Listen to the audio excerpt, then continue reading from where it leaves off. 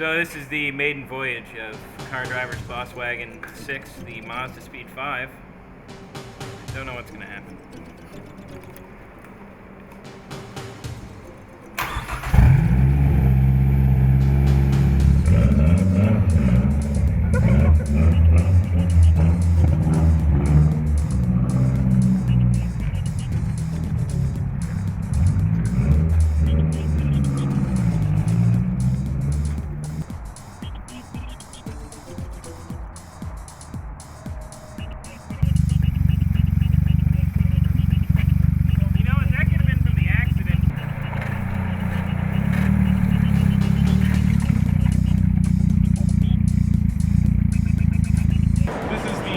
Mazdaspeed 3 donor car for our Wagon VI project, and we took the entire engine and drivetrain. I spent a lot of time trying to make them work in the new car, having to splice together the two harnesses.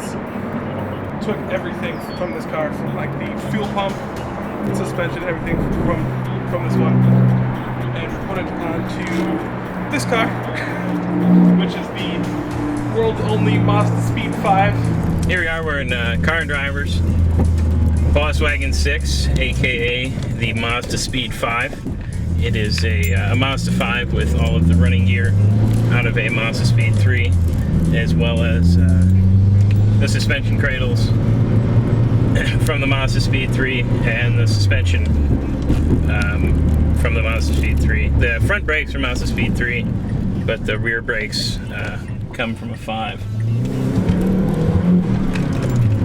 As you can see, the engine does not run very smooth.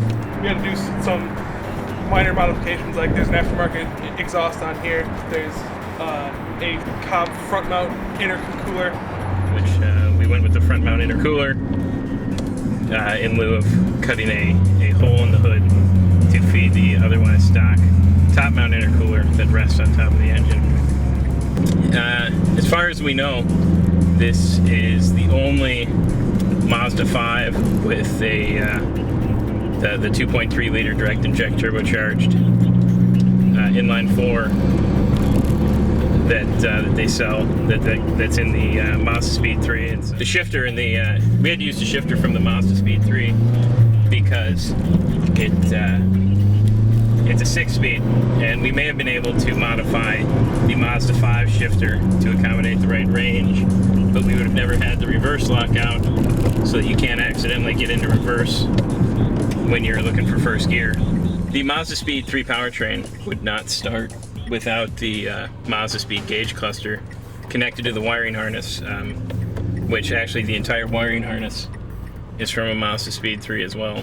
And the Mazdaspeed 3 gauges would not fit in the Mazda 5 space, so we extended the harness a little bit and relocated them to the glove box.